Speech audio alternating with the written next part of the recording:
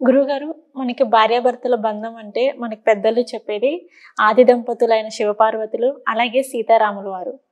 మనకి పెద్దవాళ్ళు ఆ దంపతులు అంటే నిదర్శనం అని చెప్పేసని ఇద్దరు దేవులని చెప్తూ ఉంటారు. కానీ మనం రామాయణంలోని సీతాదేవి అమ్మవారిని రాముల వారు అగ్ని ప్రవేశం నిజంగా చేయమని చెప్పారా?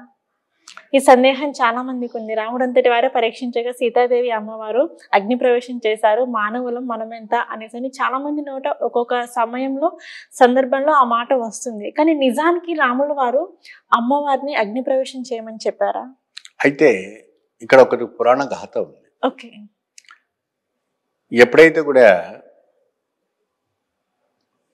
మాయాలేడి అయినటువంటి జింక కోసం వెళ్ళినప్పుడు, ఏమండి మాయాలేడి జింక వేటకు వెళ్ళినప్పుడు లక్ష్మణుడు ఏం చేశారంటే లక్ష్మణుడు వారు లక్ష్మణ రేఖ రాశారు.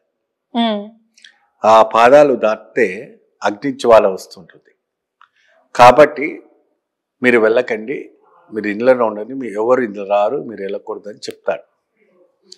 ఎప్పుడైతే కూడా రావణాసుడు ఒక భిక్షా రూపంలో వచ్చి భిక్షాం దేవి అని అమ్మవారిని అడిగినప్పుడు ఆ గీత దాటి రామ్మ అని చెప్తారు. ఆ గీతలో ఎవరు ఉంటారు? అగ్నిదేవుడు ఉంటాడు.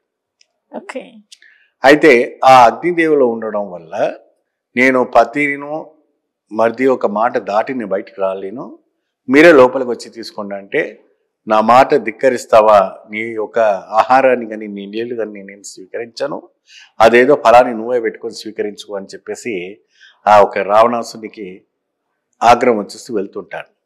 ఆగండి స్వామి అంటే, అప్పట్లో ఏంటంటే ఎవరైనా భిక్షాందేవి అంటే ఆ స్వాద్వీలు మహా ఒక తపస్వీలు వీళ్ళు ఏం చేస్తారంటే ఎవరిని కూడా ఊరికే చేతులు పోయేవాళ్ళు కాదు. ఎప్పుడైతే కూడాను అగ్నిలో దాటి బయటకు వచ్చేటప్పుడు ఆ అగ్ని నుంచి బయటికి దాటేటప్పుడు వచ్చి నిజమైన వంటి సీత వచ్చేసి లోపల ఉండిపోతుంది. ఆ అగ్ని నుంచి బయటకు వచ్చేటప్పుడు అగ్నిలో ఉన్నవంటి ఒక మాయా సీత బయటకు వస్తుంది. ఆ మాయా సీత బయటకు వచ్చేటప్పటికి ఆ సీతని మాత్రాన్ని తీసుకుని వెళ్తాడు. ఒక నిజమైన సీత గీత అవతలే ఉండిపోతుంది. గీత అవతలే ఉండిపోతుంది, అది మాయలో ఉండిపోతుంది. మాయలో అగ్నిలో ఉన్న వంటిది అంటే తులసిదాస్ ఒక రామాయణంలో లిఖించబడిన వంటి కథ మీకు చెప్పడం జరుగుతుంది.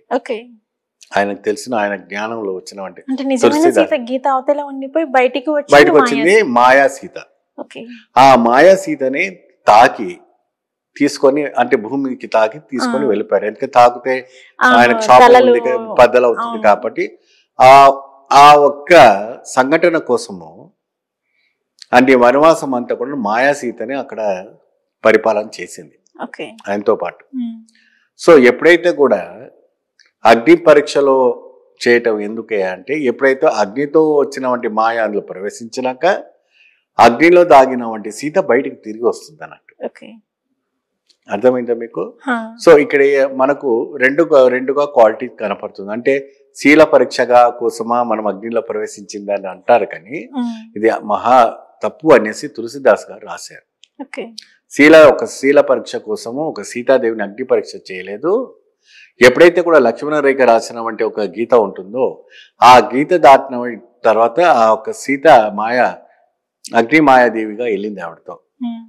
ఏమండి, అప్పుడు ఆ అగ్ని మాయాదేవి ఆ సీతలో అగ్ని ప్రవేశించిన తర్వాత అగ్ని నుంచి సీతాదేవి బయటకు వస్తుంది మహాపవిత్రంగా.